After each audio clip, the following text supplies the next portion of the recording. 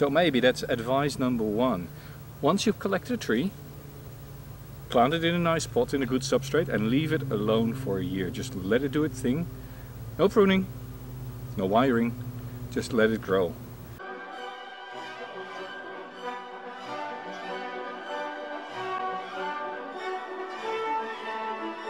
Okay, so it's Xavier now down at the back of the garden. I've literally just had time to change, have something to eat, a cup of coffee, and I reckon I've got an hour's worth of light. So apologies if this is going to be dark. I've got 4 to pot up. It won't take long. This is just literally cutting back to roots. I've already cut the tops. I'm going to put some Vaseline on top of those to seal the tops in. I've used these now for 4 or 5 years. I've got 13 or 14 holes in them. Ideally I'd put holes on the side as well to give you better airflow, but they worked all right before. Let's get these prepared up. Let's have a look. First thing we need to do is clean this down. I'm not going to rinse it. I just want to have a look what's here. Got a beautiful, beautiful base on it, and we can safely remove all the soil. And as I said, out in the field, all the energy is in this. And yet you can actually rinse. There's no problem with rinsing, but the water is so cold that I really don't fancy doing that. Okay, so we've got some nice straggly roots there. I'm not worried about front or anything. This is probably the growth I want from these. Now the key is this tree, the reason why we can do this much work is because at the moment the tree has all the energy that it's received while it was in the ground, while everything was fully functioning. The minute we reduce all these roots, put it in a pot, we can never again do that same degree of root removal. So I'm literally just, and that's why, you know, when you do this, you try and you do as much as you can, as quickly as you can. Anything going straight down, get rid of. It was a 13-foot tree, charged me £10 in the end. We've got some little roots here and stuff like that, but really the main thing is getting rid of anything that's clearly not going to be part of any design. I really need some of those ratchet ones. Okay, so we've got that, and you know, you will get root spurs growing from these, so now we'll just get rid of that, rid of that.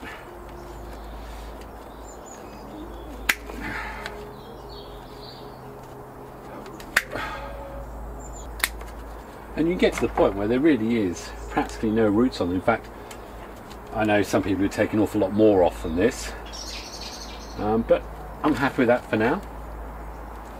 So that's all I'm going to do. So now we just need to get that into there. It's quite heavy, so I'm not going to have to secure it down. I put a little bit of pine bark on the base. Just something I do, it seems to work. Well, I don't know if it works for anything, to be honest. You wouldn't believe how cold I am right now.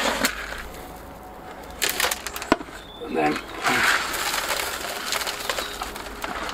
all that soil I made up last week. And literally there's a nice spread of roots, but just spread it out as much as we can.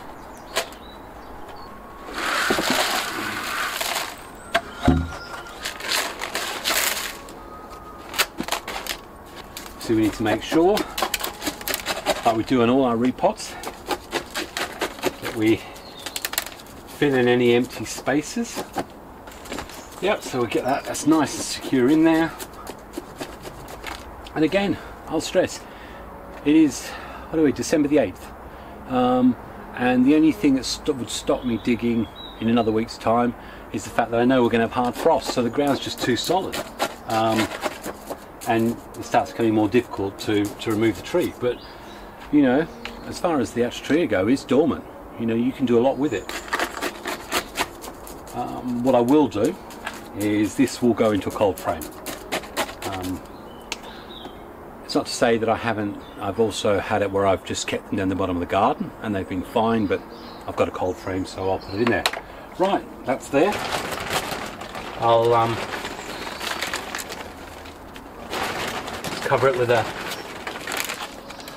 layer of bark, and I find the other reason I put the layer of the bark on the top is that stops some, whenever you get damp, that damp, mouldy Horrible.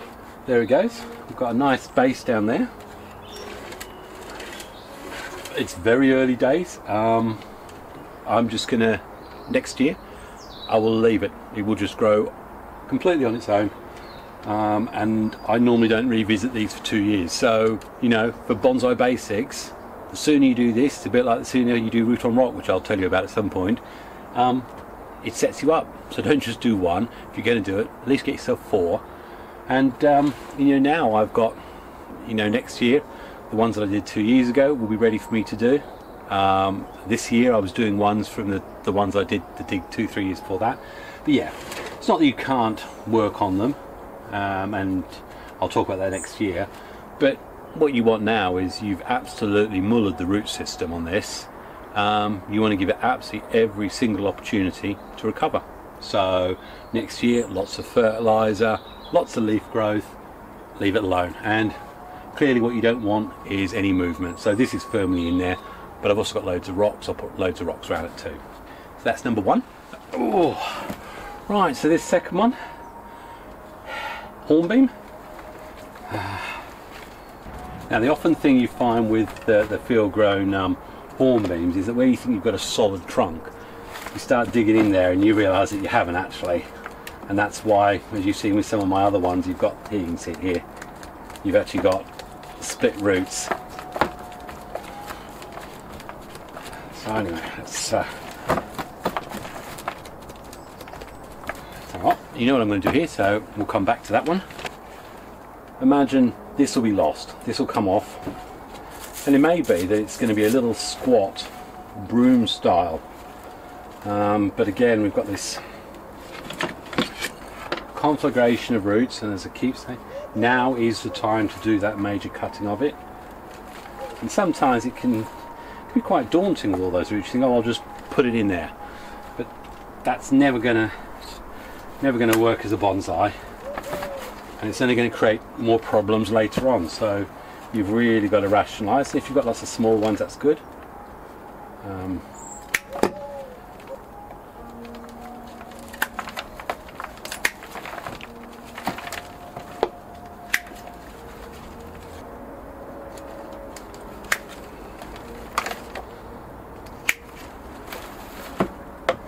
See here, you've got higher roots up here as well as lower ones here, and you know, sometimes each time I do this, to be honest, I get braver about my decisions, because roots will also grow out of there.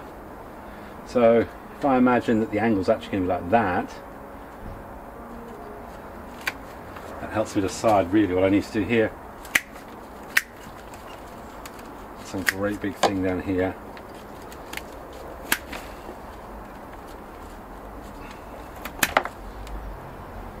And I'm actually cutting with an angle so that that face, if you imagine roots come out of it, will actually go in the direction I want. Doesn't always work that way, but anyway.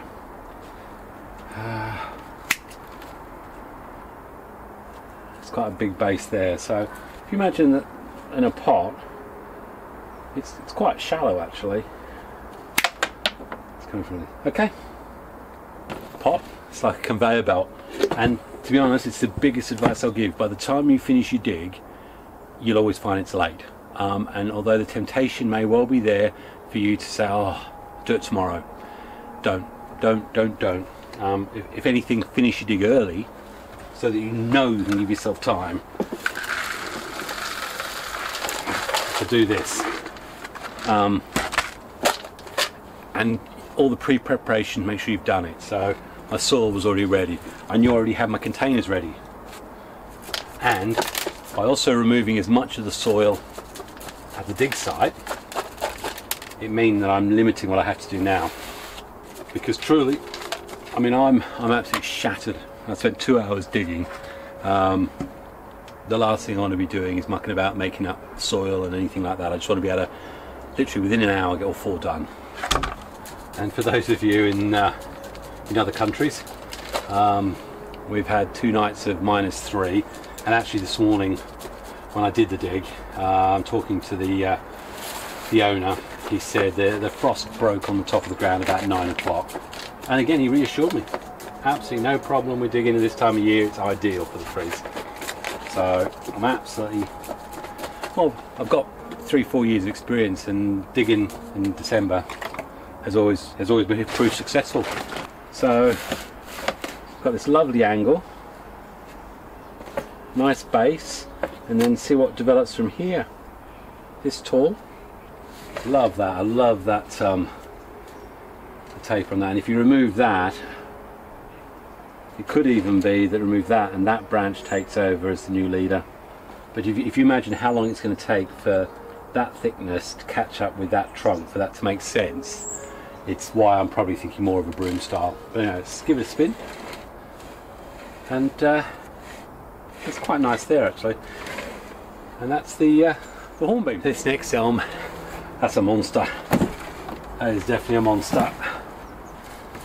This is going to require a lot more cleaning down, and the thought processes about what these roots to keep is going to be a lot harder. I'm very aware you're losing the light on this.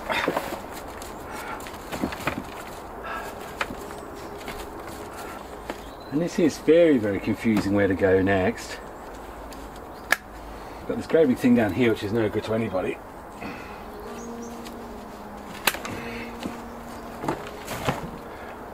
Lots of downward stuff.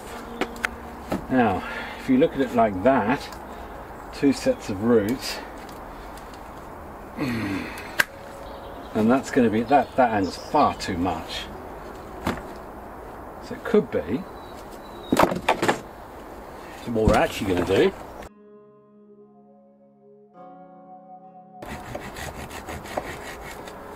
Okay, now I don't know, but I'm going to plant that. Not that that's particularly straight, but I just want to see whether or not I get new growth from it. So I'll put that to one side. Okay, so this could be one of those ones where that seemed like a good idea, but actually, because of the tape, if I go that way, I don't know what sort of tape we're going to have on there. But that looks more promising. So I'm going to take a chance on it. Remove all that. And as I say, we could end up with a great big lump here that's going to have to be carved or something, but that makes much more sense, I think.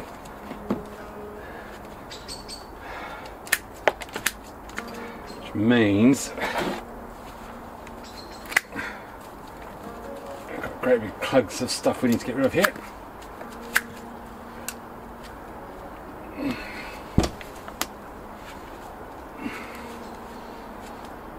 Oh, there's a lot of roots there, so it's like trying to work out a jigsaw sometimes. Because of all this root growth, I could actually do quite well from it.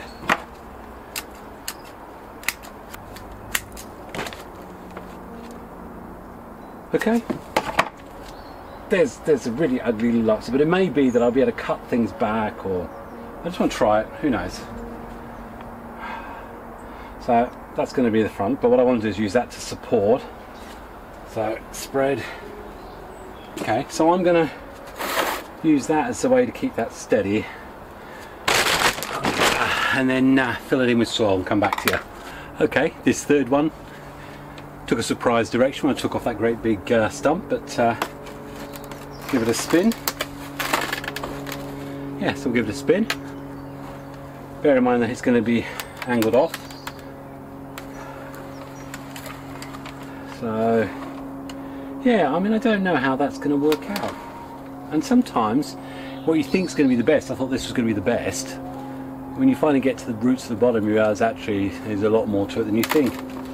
It may be that all that's going to come off and I'm going to rely on stuff here, but either way, these bud really well. That's the third one, and I'll show you the fourth one when it's potted up. Right, well, I don't know how dark this is going to look. This one, I thought it was going to be better. It looked better it looked good in the ground, and I thought I was going to be able to have it on a different angle. But the way the root's set up, got rid of that. So I'm going to wait and see what develops here. It may be that gets removed. I don't know at the moment. Sometimes you just don't know what's going to happen with them, but let's see if we can get it to live first. So that's this hornbeam. I mean, there's lots of buds and stuff all around these things, so, and it may be that it'll be a lot shorter. So yeah, that's number 4. And here was the root that I removed from one. So I've just done a root cutting. Who knows? May or may not work, but it could be probably the best of the lot. So from Xavier down the bottom of the garden, in rapidly diminishing light, but really satisfied that he's got his dig done for 22. I hope you feel inspired. I hope you recognise how easy it actually is and how harsh you can be with the roots. And the only sad thing is we're not going to be able to really do anything with them for the next couple of years, apart from hopefully watch them grow. And this is actually the last bit of work I will do in 22. So you're going to have a lot of all sorts of recordings coming up through January. But the next bit of live work isn't going to be probably till the second week in February. So I wish you all happy bonsaiing or happy resting, and God bless. Cheers. Oh, and thanks very much, Yali. Your input was fantastic, and hopefully you'll be able to smile at some of the things that I did. Not least of all my skills, which make anyone smile. Cheers. Once it has started to grow in spring, feel free to start fertilizing as you would normally fertilize your trees. Don't worry about burning off root tips. That is, I don't know, a fantasy maybe? Burning roots? I've never heard anything like it, so I've just got to... what exactly does that do? Mind you, it is frosty. I suppose it does keep us warm, doesn't it? Nice tip.